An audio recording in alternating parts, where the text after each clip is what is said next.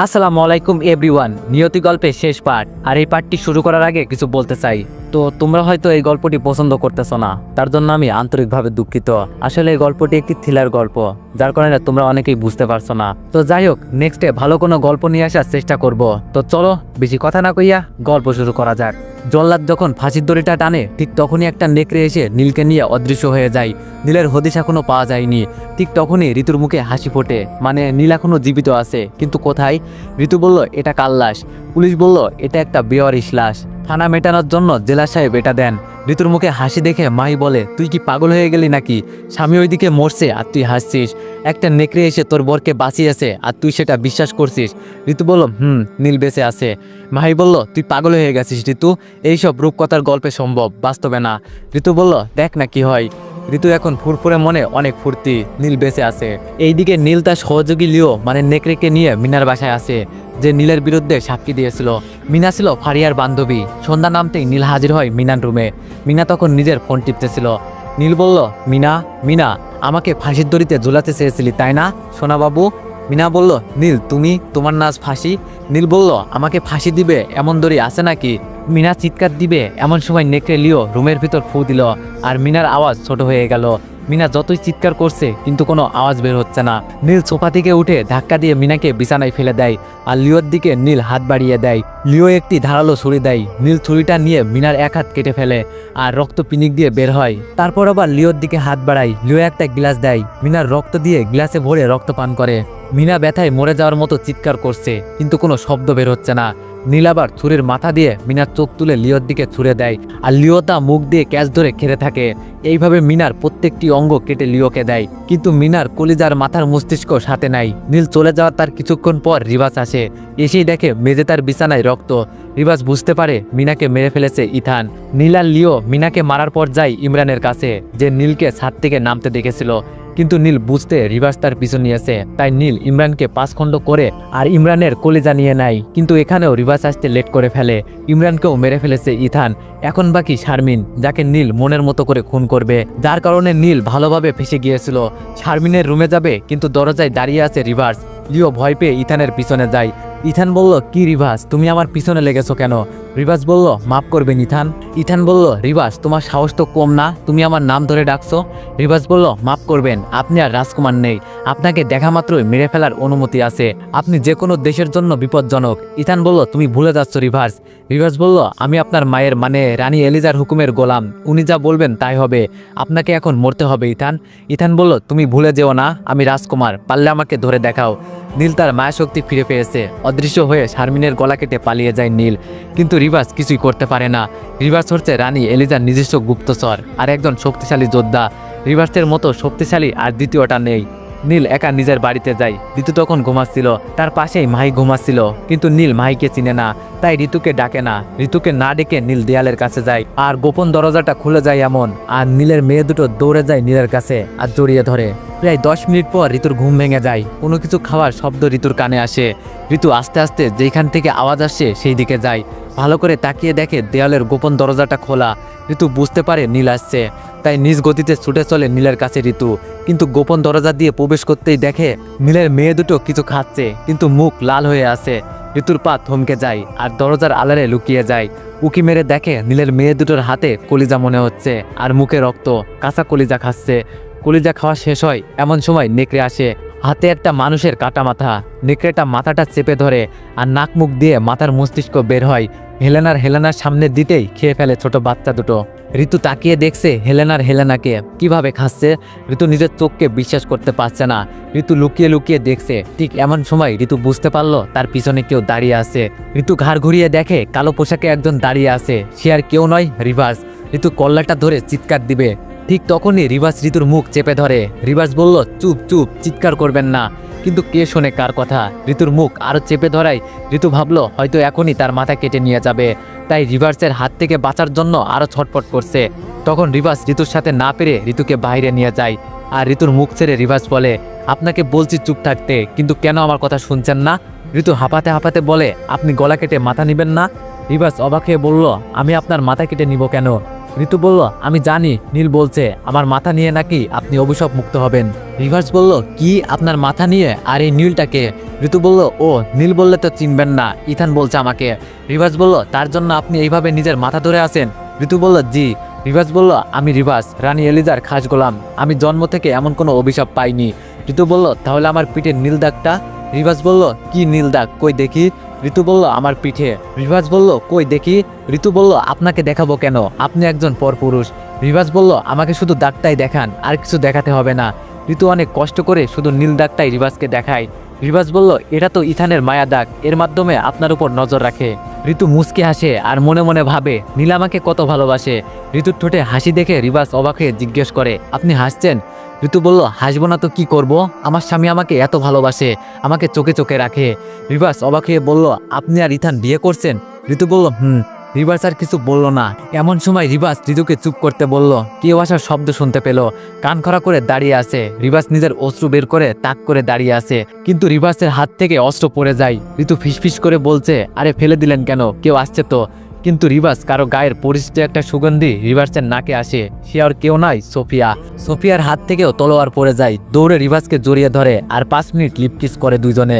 ঋতু তো ঘৃণায় মরে যাচ্ছে। এত একটা বিচ্ছিরি লোকের মুখে কিস, দেখতে কালো কুচকুচে, কি বিচ্ছিরি, ওয়াক ওয়াক করতে থাকে। মেয়েটিকে দেখে ঋতুর যা মনে হলো, মেয়েটি ফর্সা মনে হয়, কিন্তু ঋতু ভেবে পাচ্ছে না এত সুন্দরী মেয়ে হয়ে এমন একটা কালো ছেলের সাথে কেমনে কি। কিছুক্ষণ পর সোফিয়া জিজ্ঞেস করলো, এটাই কি সেই মেয়ে? রিভার্স বলল, উনি ইথানের স্ত্রী। সোফিয়া বলল, কি স্ত্রী? OMG। ঋতু বলল, কি ব্যাপার, আমি ইথানের স্ত্রী, এটা শুনে এত অবাক হচ্ছেন কেন আপনারা? রিভার্স বলল, সেটা পরে বলবো। সোফিয়া বলল, আচ্ছা এবার চলেন। ঋতু বলল, আমি আপনাদের সাথে কোথায় যাব? রিভার্স বলল, আমাদের সাথে না গেলে আপনি বিপদে পড়বেন। ঋতু বলল, আমার আবার কিসের বিপদ? সোফিয়া বলল, আপনি জানেন ইথানকে? ইথান হচ্ছে দানব, কিন্তু যার ভিতরে 3টা রূপ আছে, মানুষ, ভ্যাম্পায়ার, জম্বি। এই 3টাকে এক করতে চেয়েছিল ইথান, নিজেকে আরো শক্তিশালী করে তুলতে চেয়েছিল। এক এক করে 3টাই নিজের শরীরে প্রবেশ করিয়েছে ঠিকই, কিন্তু নিয়ন্ত্রণ নেই, যার ফলে ইথান আজ ভয়ঙ্কর দানব। ঋতু বলল, ইথানের শরীরে নীল রক্ত কেন? রিভার্স বলল, যখন ইথান 3টা শক্তি একত্র করে নিজের শরীরে প্রবেশ করায়, তখন রক্ত লাল থেকে নীল হয়ে যায়, আর যার ফলে ইথানের জন্মদাত্রী মা রানী এলিজা নিজের একমাত্র ছেলেকে হত্যার নির্দেশ দিয়েছেন। ঋতু বলল, আমি এসব বিশ্বাস করি না। সোফিয়া বলল, আপনি বিশ্বাস না করলে ইথানের স্ত্রীর মতো আপনাকেও মরতে হবে। ঋতুর তখন মনে পড়ে, তার মানে আপনি ইথানের মাসুম বাচ্চা হেলেনাকে মারতে চেয়েছিলেন। সোফিয়া তখন রিভার্সের মুখের দিকে তাকিয়ে থাকে, কারণ ঋতুর কথাটা সত্যি। ঋতু হয়তো জানে না ঋতুর নিজ হাতে ইথানকে হত্যা করতে হবে। সোফিয়া বলল, ঋতু তোমাকেই হত্যা করতে হবে। ঋতু বলল, আমি কোনোদিন পারবো না নিজের স্বামীকে মারতে, আর আমি তোমাদের কথা কেন বিশ্বাস করব? রিভার্স বলল, তুমি যদি ইথানকে না মারো, তাহলে এই তোমার শহর মৃত্যুর মিছিলে পরিণত হবে, যার জন্য দায়ী হবে তুমি। ঋতু বলল, আমি হব মানে? আমি কেন হব? সোফিয়া বলল, কারণ নিয়তি তোমাকে এই দায়িত্বটা দিয়েছে। দেখো ঋতু, ইথান জানে তুমি ছাড়া আর তাকে কেউ মারতে পারবে না, আর তার জন্য ইথান বিবাহ নামক মায়াজালে তোমাকে আবদ্ধ করে, যাতে সেই জাল তুমি কোনোদিন ছিটতে না পারো। ঋতু ইথানকে কোনোদিন হত্যা করতে পারবে না, কারণ অনেক ভালোবাসে ইথানকে, কিন্তু এইদিকে নিজের সুখের জন্য শহরটাকে মৃত্যুপুরীতে পরিণত করব এমন হয় না। ঋতু সোফিয়া রিভার্সকে বলল, আমাকে কিছুদিন সময় দাও, আমি ভেবে দেখি। পরের দিন সকালবেলা ঘুম থেকে উঠে দেখে মাহি নেই। খাটের বিছানার উপর একটা চিঠি। মাহি লিখে গেছে, আমার জরুরি একটা কাজ পড়ে গেছে, তাই তাড়াহুড়ো করে চলে আসলাম। তোকে অনেকবার ডাকছি, কিন্তু তুই ঘুমে বিভোর ছিলি, কোনো সারা শব্দ পেলাম না, তাই চলে আসলাম। তুই কিছু মনে করিস না, তাক করিস না, ভালো থাকিস। হঠাৎ ঋতুর রাতের কথা মনে হলো, কিন্তু অনেক কিছু ভুলে গেছে, স্বপ্নের মতো মনে হচ্ছে। ঋতু বেডরুম থেকে বের হয়ে ড্রয়িং রুমে গেল। দেখলো নীল সোফার উপর শুয়ে আছে, শীতে একদম জড়সড় হয়ে। ঋতু গায়ের উপর একটা চাদর ছড়িয়ে দিল। কিছুক্ষণ নীলের মুখের দিকে তাকিয়েছিল, তারপর কিছু একটা ভেবে মুচকে এসে রান্নাঘরের দিকে গেল নাস্তা বানাতে। কিছুক্ষণ পর ঋতু কারোর হাতের স্পর্শ পেল। ঋতু তখন কড়াইয়ে ডিম ভাজি করছিল। ঋতু নীলের হাতের স্পর্শ পেয়ে চমকে ওঠে, কিন্তু বুঝতে পারে যে নীল, কিন্তু ঘাড় ঘুরিয়ে দেখতে যাবে, ঠিক তখনই নীল ঋতুকে পেছন থেকে আরো শক্ত করে জড়িয়ে ধরে, আর নীল নিজের ঠোঁট আর নাকটা ঋতুর ঘাড়ে নরম গালে চেপে ধরে আদর করতে থাকে। ঋতু বাধা দেয় না। এমন সময় দরজার আড়াল থেকে বলে ওঠে, বাবা, উনি কি চোর, যেভাবে ঝাপটে ধরে আসো? নীল ঋতুকে ছেড়ে দিয়ে দূরে সরে যায়। তাকিয়ে দেখে হেলেনা দাঁড়িয়ে আছে। নীল বলল, না মামুনি, মানে। হেলেন বলল, ও বুঝতে পেরেছি, আন্টি ভয় পেয়েছিল তাই ওনাকে ধরেছিলে। নীল বোকার মতো মাথা নাড়িয়ে বলল। ঋতু লজ্জা পেয়ে নিজের কাজে মন দিল। নীল 2 মেয়েকে নিয়ে নাস্তার টেবিলে বসে আছে। হঠাৎ ঋতুর মনে হলো, রাতে তো হেলেনা মানুষের মাথা, মনে পড়তে সবকিছু মনে পড়ে যায়, কিন্তু এখন আবার নীলের মায়ে পড়ে যায়, কারণ নীলের সকালের আদর, 2টা মেয়ে, এইসব কিছু মিথ্যা। আর নীলকে কিভাবে খুন করবে। দুইটা মেয়ে বাবাহারা হয়ে যাবে, মা তো অনেক আগেই হারিয়েছে। এইসব ভাবতে ভাবতে নাস্তা নিয়ে টেবিলে গেল। এমন সময় হেলেনা ঋতুকে বলল, মা আমাকে 2টা ডিম দাও, আমি ডিম খাবো। আর হেলেন বলল, মা আমাকে 1 গ্লাস দুধ দাও, আমি দুধ খাবো। ঋতু তো অবাক, যাদের মুখে মা ডাক শোনার জন্য অস্থির হয়েছিল তারা আজ মা ডাকছে। ঋতুর মনটা আজ খুশিতে ভরে গেল। এই খুশিতে নীলের গালে একটা ভালোবাসার পরশ দিল মেয়েদের চোখ ফাঁকি দিয়ে। নাস্তা শেষ করে নীল বাহিরে গেল, অনেকদিন জেলে ছিল আর মেয়ে দুটো বেডরুমে খেলা করছে। ঋতু রান্নাঘরে প্লেটগুলো পরিষ্কার করছিল। এমন সময় রিভার্স আর সোফিয়া হাজির। সোফিয়া বলল, তুমি এসব কি করছো? ঋতু বলল, দেখো আমার সুখের সংসারে আগুন লাগাতে আসবে না। সোফিয়া বলল, তোমার একটু সুখের জন্য দুধকলা দিয়ে কালসাপ পুষবে? ঋতু বলল, মুখ সামলে কথা বলবে, তুমি এখন আমার বাসা থেকে বের হয়ে যাবে, তা না হলে নীলকে ডাকতে বাধ্য হব। রিভার্স বলল, তুমি বুঝতে পারছো না, তুমি মায়ার মধ্যে আছো, নীলের মায়া জালে আরো ফেসে যাচ্ছ। ঋতু চিৎকার দিয়ে বলে, অনেক হয়েছে আন্না, তোমরা এখনই চলে যাবে, এখনই। রিভার্স বলল, ঠিক আছে, কিন্তু একটা কথা বলতে চাই। ঋতু বলল, আমি আর কোনো কথা শুনতে চাই না। সোফিয়া বলল, আমরা আর আসবো না, কিন্তু রিভার্সের শেষ কথাটা শোনো। ঋতু বলল, ওকে, কিন্তু এটাই শেষ। রিভার্স বলল, আচ্ছা তোমার চোখ বন্ধ করো। ঋতু বলল, কেন? রিভার্স বলল, আহা করোই না। ঋতু চোখ বন্ধ করতেই সোফিয়া ঋতুর পিঠের নীল দাগটা হাত দিয়ে চেপে ধরে, আর রিভার্স নিজের বুড়ো আঙুল দিয়ে ঋতুর কপালে চেপে ধরে। কিছু একটা বলে ফু দিতেই ঋতু চুপ হয়ে যায়। ঋতুকে ছেড়ে দেওয়ার সাথে সাথে ঋতু ছিটকে দূরে পড়ে যায় আর সারা শরীর দিয়ে ঘাম ধরছিল। সোফিয়া বলল, চোখ বুঝে কি দেখতে পেলে? এবার তো সবকিছু বিশ্বাস হয়েছে। ঋতু বলল, এবার আমার বিশ্বাস হয়েছে। ঋতু নীলের অতীত দেখতে পায়, কিভাবে দানব হয়েছে আর কতজনকে কিভাবে খুন করেছে। নীল একদিক দিয়ে ঋতুকে ভয় দেখাতো, আবার সে নিজেই বাঁচাতো। যেমন সেই রাতে নীল ছিল হোটেলে আর নীলকেই বস বলছিল, কারণ নীল অপরাধ জগৎটাকেও পরিচালনা করত। ঋতু বলল, নীলকে কিভাবে মারতে হবে? রিভার্স বলল, আমরা রাতে আসবো, তখন বলবো। আর ভুলেও যেন ইথান জানতে না পারে। যদি ইথান জানতে পারে তুমি ইথানের ব্যাপারে সব জানো, তাহলে তোমার বিপদ নিশ্চিত। ঋতু বলল, ইথান কোনোভাবেই জানতে পারবে না। ঋতু রিভার্সকে নির্ভয়ে থাকতে বলল, কোনোভাবেই নীল কিছুই জানতে পারবে না। দিন গড়িয়ে রাত হলো। সারাদিন পর নীল বাসায় ফিরল। রাত তখন 10টা বাজে। নীল এসে দেখলো ঋতু তার 2 মেয়েকে নিয়ে ঘুমিয়ে পড়েছে। এবার নীলের মনে হলো, যাক, বাচ্চা দুটোর মা পাওয়া গেল। ঋতুকে নীল আর ডাকলো না, ভাবলো ঘুমাক, আমি খেয়ে শুয়ে পড়ি। নীল নিজে খাবার বেড়ে খেয়ে ঋতুর পাশে শুয়ে পড়লো। নীল শুয়ে পড়তে ঋতু নীলের দিকে ঘুরে। নীল বলল, তুমি ঘুমাওনি? ঋতু বলল, তোমাকে ছাড়া কেমনে ঘুমাই বলো? সেই যে সকালে বের হলে একবারও খবর নিলে না। আমার কথা বাদ দিলাম, মেয়েদেরও না। নীল বলল, মেয়েদের জন্য তুমি তো আসো। আচ্ছা ঋতু, তুমি আমাকে কতটা ভালোবাসো? ঋতু বলল, হঠাৎ এই প্রশ্ন? নীল বলল, বলো না। ঋতু বলল, তোমার দেহে যতদিন নিঃশ্বাস থাকবে ঠিক ততদিন আমার দেহও থাকবে। নীল তখন ঋতুর কপালে ভালোবাসার পরশ দেয়। নীল বলল, জানো ঋতু, আজ হচ্ছে আমার সবচাইতে খুশির দিন। ঋতু বলল, কি, আমাকে বলবে না? নীল বলল, এখন না, কাল সকালে বলবো। ঋতু বলল, না, এখন বলবা। নীল বলল, এখন বলা যাবে না, কাল বলবো। এই বলে ঋতুর ডান হাতটা নীলের বুকে রাখে। কিছুক্ষণ চোখ বন্ধ রাখে, কিন্তু বাম হাত দিয়ে ঋতু নীলের বুকে বিষাক্ত ছুরি বসিয়ে দেয়। নীল চোখ খুলে তাকিয়ে দেখে তার বুকে বিষাক্ত ছুরি। নীল অবাক হয়ে বলল, ঋতু, এটা তুমি কেন করলে? আমি ভাবতেও পারছি না। ঋতু বলল, কেন? যখন তুমি এতগুলো নিরীহ মানুষের বিনা কারণে জীবন নিয়েছিলে তখন আমিও ভাবতে পারিনি। নীল বলল, তুমি না আমাকে ভালোবাসতে? ঋতু বলল, বাসতাম, কিন্তু কোনো খুনিকে নয়। নীল বলল, আমি জানি আমি অপরাধী, কিন্তু আমি ইচ্ছাকৃতভাবে কাউকে খুন করিনি। ঋতু বলল, নীল, তুমি ভুলে যেও না তুমি দানব। নীলের মুখটা আস্তে আস্তে বিষের প্রভাবে আরো নীল হয়ে আসছে। কষ্টে নীলের বুকটা ফেটে যাচ্ছে। নীল বলল, আমি মরে যাই তাতে আমার দুঃখ নাই, কিন্তু আমার মেয়ে দুটোকে কে দেখবে? আর আমি তোমাকে সত্যি ভালোবাসি। আর একটা কথা, আলমারিতে একটা কথা শেষ না হতেই রিভার্স আর সোফিয়া এসে তলোয়ার দিয়ে নীলের মেয়ে হেলেনার মাথা দেহ থেকে আলাদা করে ফেলে এক কোপে। নীল তখন চিৎকার দিয়ে ওঠে, কিন্তু কোনো লাভ নেই, নীলের শক্তি ফুরিয়ে গেছে। ঋতু চিৎকার দিয়ে ওঠে, রিভার্স, তুই এটা করলি? মাসুম মেয়ে দুটোকে কেন মেরে ফেললি? সোফিয়া বলল, ঋতু, এরাও দানব ছিল, দানবের মেয়ে দানব, এরাও নীলের মতো হতো। ঋতু বলল, সেটা তোরা আমাকে আগে বলিসনি কেন? হেলেনার মাথা ছিটকে দূরে গিয়ে পড়ে। নীল বলল, তুই এত বড় বেঈমান, আগে জানতাম না। তুই মাসুম বাচ্চা দুটোকেও মেরে ফেললি। তুই আমার কথা শেষও করতে দিলি না। আলমারিতে রাখা আছে হেলেনার দানব থেকে মানুষ হওয়ার ওষুধ, কিন্তু তোর মৃত্যুটাও আমার মেয়ের মতোই হবে।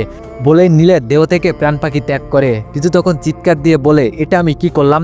সোফিয়া বলল, এটা ছাড়া আমাদের আর কোনো উপায় ছিল না, আমরা এখন আসি। কিন্তু এমন সময় একটা বার্তা আসলো রিভার্সের কাছে। রিভার্স বলল, ঋতু, এখন তোমাকে মরতে হবে।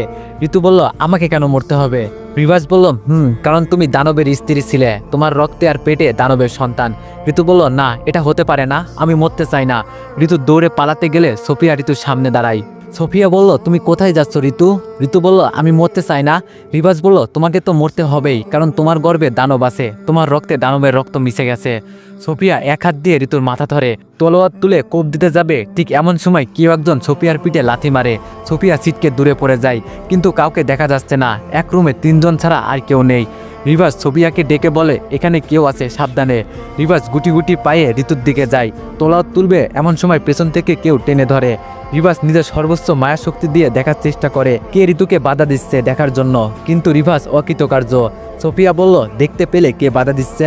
রিভাস হতাশ কণ্ঠে বলল, পেলাম না। সোফিয়া বলল, চলো দুজনে আক্রমণ করি। দুজনে প্রস্তুত নিয়ে ঋতুর উপর আক্রমণ করতে তলোয়ার আটকে যায়, সামনের দিকে আর যায় না।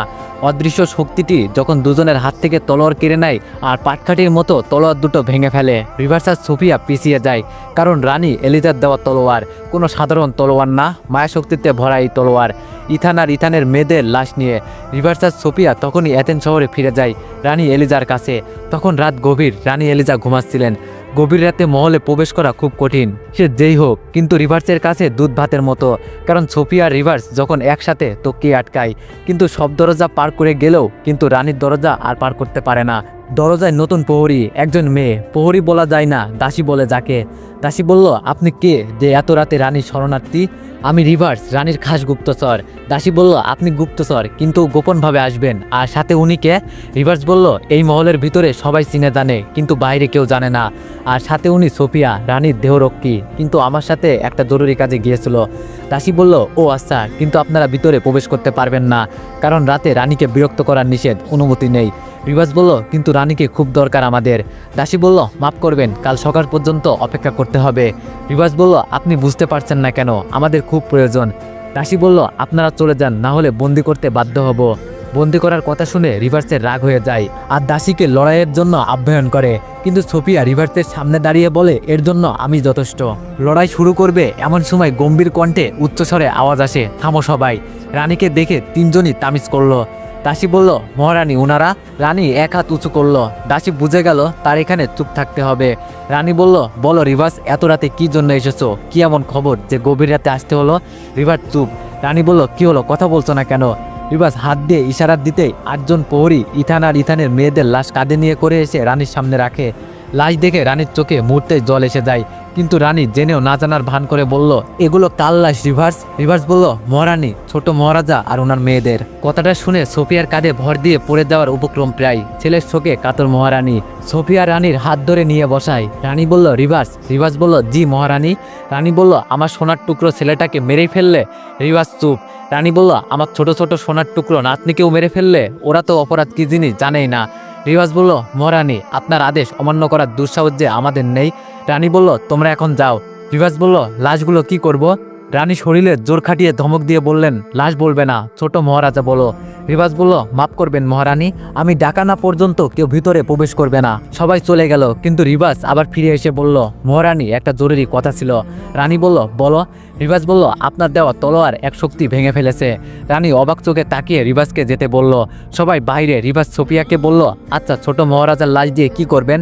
সোফিয়া বলল, একই প্রশ্ন তো আমারও। এইদিকে ঋতু বুঝতে পারছে না তাকে কে রক্ষা করলো, দেখাও যাচ্ছে না কে অদৃশ্য। ঋতু বসে ভাবছিল কি করবে। ব্যাগপত্র গুছিয়ে বসে আছে, নীল নেই, কোনোদিন আর ফিরে আসবে না। এখানে থেকে কি হবে, আবার কোনো বিপদ হতে পারে। এমন সময় জানালার থাই গ্লাসে ঠকঠক শব্দে ঋতুর ধ্যান থেকে ফিরে আসে। অদৃশ্যভাবে একাই লেখা হচ্ছে, আপনার কোনো চিন্তা নেই, আমি আছি আপনার পাশে ছায়ার মতো।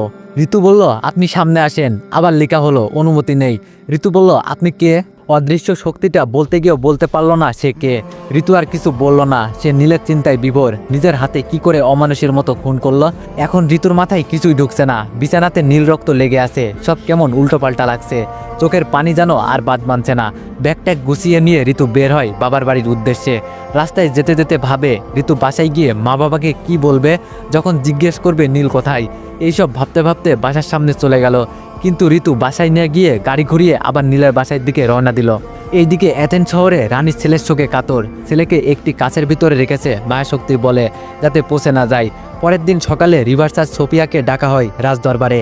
রাজদরবারে বলতে গোপন বৈঠকখানায় ডেকে রানী জিজ্ঞেস করে, ইথানকে কে হত্যা করেছে? সোফিয়া বলল, ঋতু নামে একটি, কিন্তু সে ইথানের দ্বিতীয় স্ত্রী ছিল। রানী বলল, সে কি বেঁচে আছে? সোফিয়া বলল, জি সে বেঁচে আছে। রানী রাগান্বিত হয়ে বলল, কি আমার ছেলেকে মারতে তোমাদের হাত কাঁপলো না? কিন্তু সোফিয়া বলল, মহারানী সে একটি মায়াশক্তি ছিল যার সাথে আমরা পেরে উঠতে পারিনি। রানী বলল, কি একটা সামান্য মায়াশক্তির কাছে তোমরা দুইজন মানুষ পারলে না? সোফিয়া বলল, আমার যা ধারণা সেটা সাধারণ কোনো শক্তি নয়, আপনার দেওয়া তলোয়ার ভেঙে ফেলেছে। রানী বলল, তাহলে তো দেখতে হচ্ছে কে এই মায়াশক্তি। রানী এলিজা রিভাসকে আদেশ দিলেন যেভাবেই হোক ঋতুকে তার সামনে হাজির করতে। রিভাস সাথে দুইটা নেকড়ে নিয়ে ঋতুর বাড়িতে গেল। রিভাস গিয়ে দেখলো ঋতু কান্না করছে। ঋতু যাতে পালাতে না পারে তাই নেকড়েগুলো আগেই দরজা আটকে দাঁড়ালো। ঋতু বলল, রিভাস এইসব কি, তুমি কি চাও? রিভাস বলল, রানীর হুকুম, আজ তার সামনে তোমাকে হাজির করতে হবে। ঋতু বলল, না আমি যাব না। রিভাস নেকড়েগুলোকে ইশারা করতেই ঋতুকে নিয়ে হাওয়া একেবারে রাজদরবারে। নেকড়েগুলোর সাথে ঋতুকে দেখে রাজদরবারের সবাই দাঁড়িয়ে যায়, কিন্তু সবার ধারণা ছিল ঋতুকে হয়তো রানী এলিজা মৃত্যুদণ্ড দিবে। ঋতু হা করে সবার দিকে তাকিয়ে আছে, মনে হচ্ছে প্রাচীন যুগে আছে, শুধু তাকিয়ে এদিক সেদিক দেখছে। এমন সময় রানী নরম গলায় জিজ্ঞেস করলো, তুমি কি ঋতু? ঋতু বলল, জি আমি। হাত দিয়ে ইশারা দিয়ে ডাকলো, এইদিকে আসো। ঋতু মাথা ঘুরিয়ে আশেপাশে তাকাচ্ছে, কিন্তু কেউ যাচ্ছে না। তখন আবার রানীর দিকে তাকাই। রানী আবার ডাকলো, ইশারায় বুঝালো, তুমি আসো। ঋতু সিঁড়ি বেয়ে এক পা দুপা করে রানীর কাছে গেল, কিন্তু ঋতুর চোখ নীল রং ধারণ করছে আস্তে আস্তে। রানী তাকিয়ে দেখছে কিন্তু কিছুই বলছে না। যখন ঋতুর পোশাক পরিবর্তন হয়ে কালো হয়ে যায় তখন রিভাস বুঝতে পারে কিছু একটা গন্ডগোল আছে, তাই ঋতুকে আটকানোর জন্য দৌড় দেয় রিভাস। পাশেই দাঁড়িয়ে আছে দেহরক্ষী সোফিয়া। সামনে এসে দাঁড়াতেই ঋতু হাতের ইশারা করতেই ছিটকে দূরে পড়ে যায়। ঋতু গিয়ে দাঁড়ালো রানীর সামনে, ঘাটটা বাঁকা করে বলল, বুড়ি তোর দিন শেষ। ঋতু আঙুল থেকে বড় বড় নখ বের হয় আর রানীর বুকে নখগুলো ঢুকিয়ে দিয়ে দুই দিকে টান দিয়ে দুই ভাগ করে দুই দিকে ফেলে দেয়, আর রানী শেষ। সবাই অবাক হয়ে তাকিয়ে দেখছে, আর রিভার্স যাওয়ার আগেই রানী শেষ। ঋতু হা করে ভয়ঙ্কর এক হাসি দেয়। সবাই ভয় পেয়ে যায়, কিন্তু কেউ বুঝতে পারছে না এই ঋতু আসলে কে আর কি চাই। তো এভরিওয়ান, এটি ছিল নিয়তি গল্পের ফার্স্ট সিজন। তো তোমরা যদি সেকেন্ড সিজন চাও তাহলে তোমরা একটু বেশি বেশি কমেন্ট করে জানাইও। ধন্যবাদ।